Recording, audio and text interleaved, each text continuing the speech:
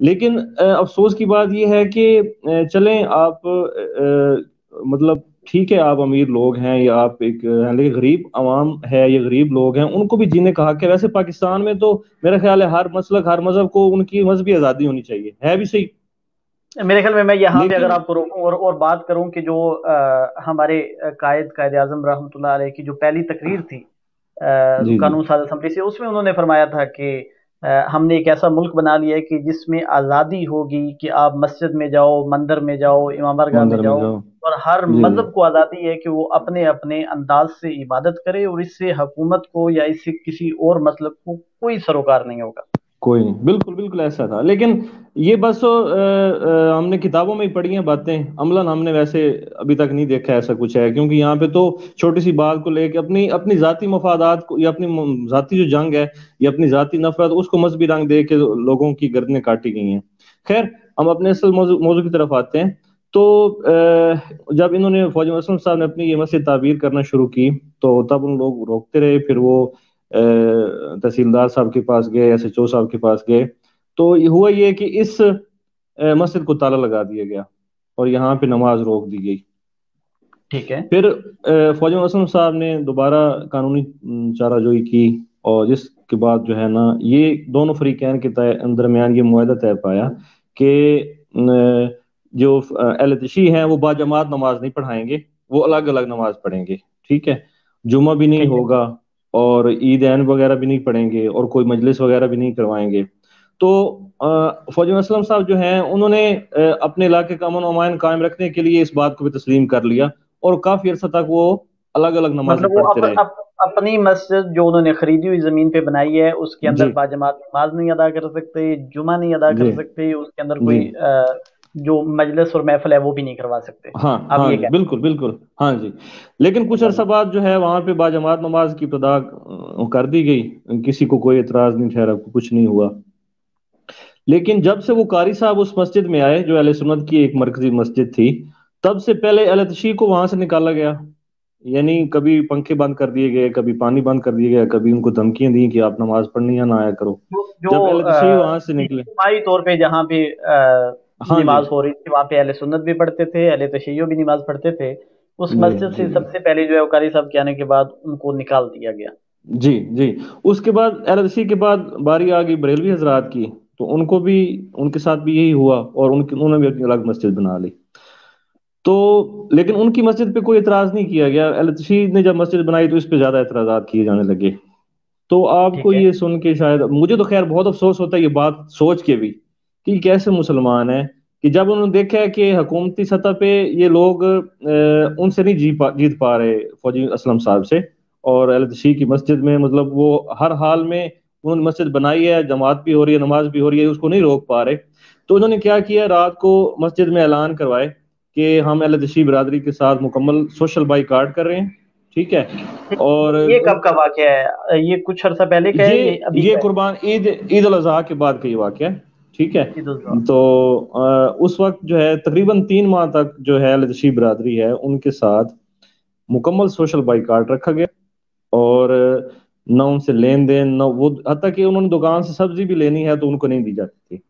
دکانوں کے اوپر باقاعدہ اشتہار لگایا کہ میرے پاس انہوں نے مجھے دکھائے تھے, ان فوٹو کاپی ان کے پاس ہیں, تصاویر ہیں, لکھا ہوا ہے کہ شیعوں کا داخلہ ممنوع ہے, اور انتہائی نفرت کا جو ہے نا وہ اظہار کیا گیا شیعوں کے ساتھ.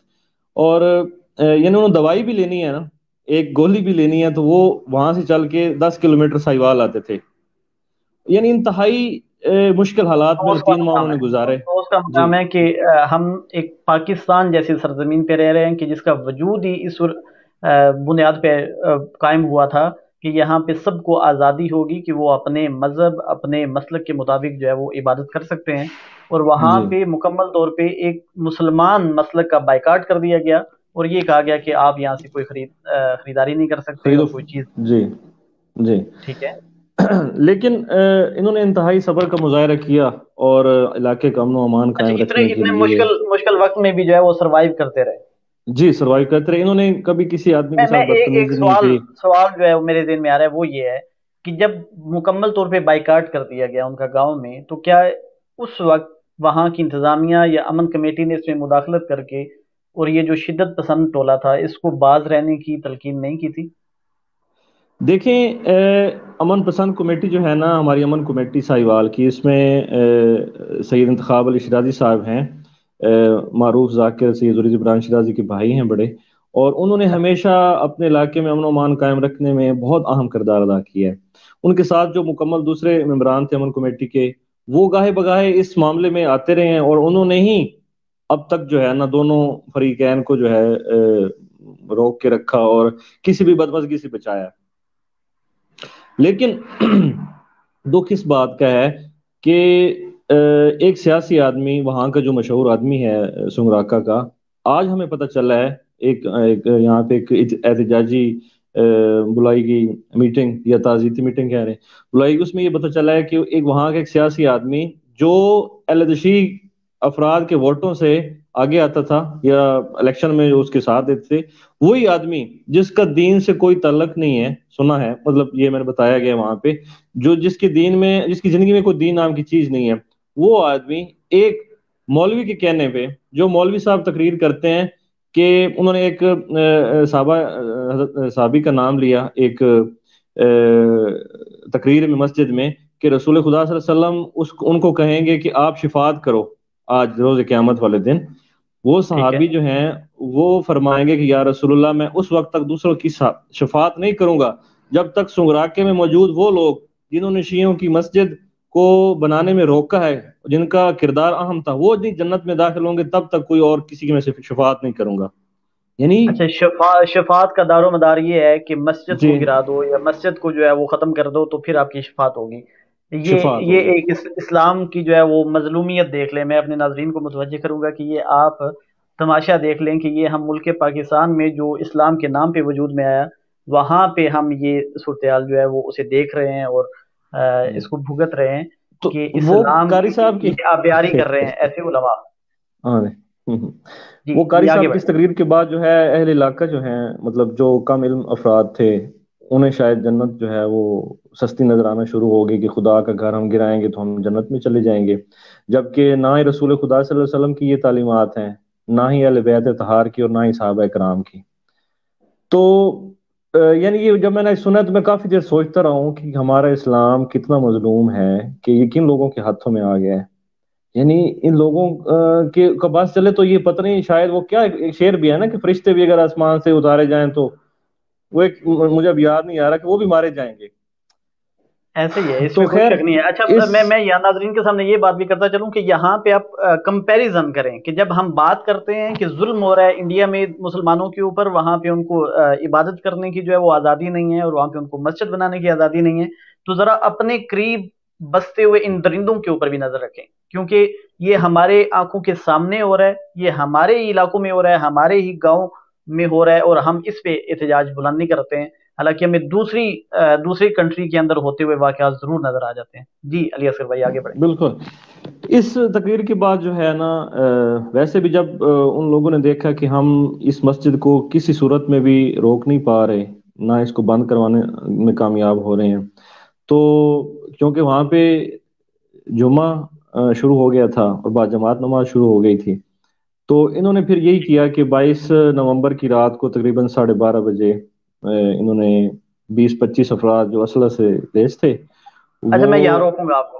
علی اصغر بھائی۔ جی جی، یہ 22 نومبر کی رات کو یہ واقعہ ہوا، کیا اس سے پہلے وہ قاری صاحب اسی گاؤں میں موجود تھے اور انہوں نے کوئی تقریر کی تھی جس کے بعد یہ سارا سانحہ ہوا؟ نہیں، وہ قاری صاحب تو وہاں پہ موجود ہی رہتے ہیں نا، وہاں پہ وہ پیش نماز بھی ہیں اور وہیں پہ موجود ہیں، لیکن انہوں نے کوئی اس قسم کی، یہ تو ہر جمعہ پہ تقریریں ہو رہی تھیں، کیونکہ فوجی اسلم صاحب کے مطابق پچھلے 3 راتوں سے لگاتار وہاں پہ کوئی جلسہ ہو رہا تھا مسجد میں، یعنی کوئی پروگرام ان کا ہو رہا تھا، ٹھیک ہے۔ تو اس کے بعد رات کو 12 بج کے شاید 22 منٹ پہ 21 منٹ پہ اسلم صاحب بتا رہے ہیں کہ ان کے گردے میں تکلیف تھی، وہ سو نہیں پا رہے تھے، لیکن ایک دم انہوں نے آواز باہر سنی کوئی چیز گرنے کی، ٹوٹنے کی، تو وہ بھاگ کے باہر نکلے، انہوں نے لائٹ جلائی، تو انہیں پتہ چل گیا کہ مسجد پہ حملہ ہو چکا ہے۔ یعنی ان لوگوں نے، وہ ان کے پاس ڈنڈے تھے، ہتھوڑے تھے بڑے بڑے، اور سریے اور گنز بھی تھیں، وہ لوگ دیوار پلان کے اندر آئے، انہوں نے مسجد کو نقصان پہنچانا شروع کر دیا، چونکہ گیٹ کو تالا تو ہوتا نہیں تھا، تو اسلم صاحب اپنے بچوں کے ساتھ مسجد میں داخل ہوئے تو اس وقت وہ لوگ مسجد کی دیوار کو گرانا شروع کر چکے تھے۔ تو ٹھیک ہے اسلم صاحب نے ایک وہاں پہ یہ کیا کہ انہوں نے اپنے